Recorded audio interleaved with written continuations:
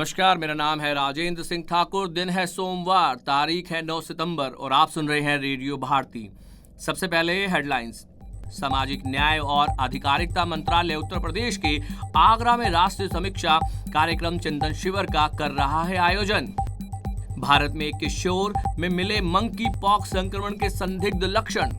Riyadh में भारत खाड़ी सहयोग परिषद के विदेश मंत्रियों की पहली बैठक में भाग लेंगे विदेश मंत्री डॉक्टर एस जयशंकर। अल्जीरिया में राष्ट्रपति चुनाव परिणाम की हुई घोषणा, अब्दुल मज्जिद तेबनो विजयी घोषित। सितंबर के पहले सप्ताह में विदेशी निवेशकों ने भारतीय पूंजी बाजारों में लगभग 11,000 करोड़ रुपए का निवेश किया। सोमवार के लिए अपडेट हुए फ्यूल प्राइस। आपके शहर में किस भाव पर बिक रहा है पेट्रोल डीजल? जैनिक सिनर ने टेलर फ्रीज को हराकर जीता अपना दूसरा ग्रैंड स्लैम खिताब। नवदीप सिंह ने पेरिस पैरालंपिक में स्वर्ण पदक जीतने का श्रेय कठिन परिश्रम और धैर्य को दिया। अब खबरें विस्तार से। सामाजिक न्याय और अधिकारिता मंत्रालय उत्तर प्रदेश के आगरा में आज से राष्ट्रीय समीक्षा कार्यक्रम चिंतन शिविर का आयोजन कर रहा है। 2 दिन के इस कार्यक्रम का उद्देश्य वंचित वर्गों के कल्याण के लिए बनाई गई योजनाओं के क्रियान्वयन पर विचार विमर्श करना है। बैठक में सभी राज्यों और केंद्र शासित प्रदेशों के सामाजिक न्याय और अधिकारिता मंत्री, अधिकारी और प्रमुख पक्ष भाग लेंगे। भारत में किशोर में मंकी पॉक्स संक्रमण के संदिग्ध लक्षण मिले हैं। इस किशोर ने हाल ही में मंकी पॉक्स संक्रमण से ग्रस्त एक देश की यात्रा की थी। स्वास्थ्य मंत्रालय ने बताया है कि रोगी निर्दिष्ट अस्पताल में अलग रखा गया है और उसके नमूने संक्रमण की पुष्टि के लिए भेजे गए हैं। विदेश मंत्री डॉक्टर एस जयशंकर आज रियाद में भारत खाड़ी सहयोग परिषद के विदेश मंत्रियों की पहली बैठक में भाग लेंगे। इस महत्वपूर्ण बैठक का उद्देश्य भारत और खाड़ी देशों के बीच संबंधों को और मजबूत करना है।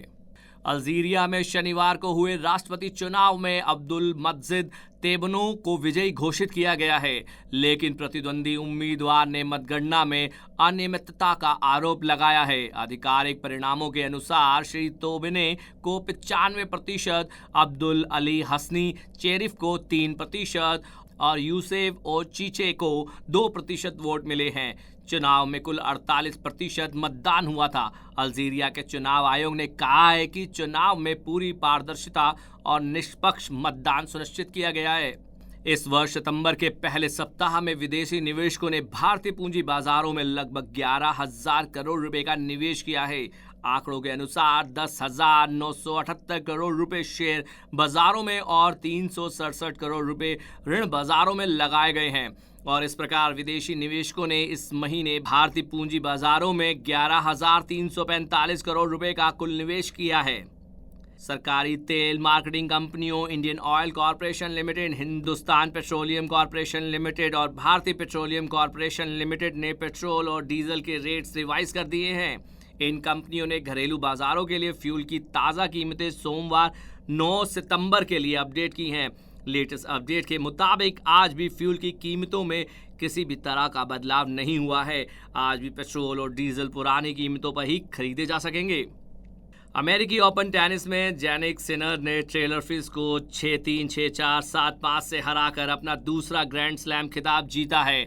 इससे पहले उन्होंने इस वर्ष ऑस्ट्रेलियाई ओपन जीता था। वे अमेरिकी ओपन खिताब जीतने वाले इटली के पहले खिलाड़ी हैं। भारतीय पैरालंपियन नवदीप सिंह ने पेरिस पैरालंपिक में स्वर्ण पदक जीतने का श्रेय कठिन परिश्रम और धैर्य को दिया है। पुरुषों की F41 भाला फेंक स्पर्धा में स्वर्ण पदक जीतने के बाद उन्होंने अपनी यात्रा साझा करते हुए बताया कि कैसे उन्होंने अपनी गलतियों और चुनौतियों पर काबू पाकर इतिहास रचा।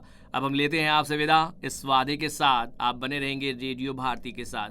धन्यवाद।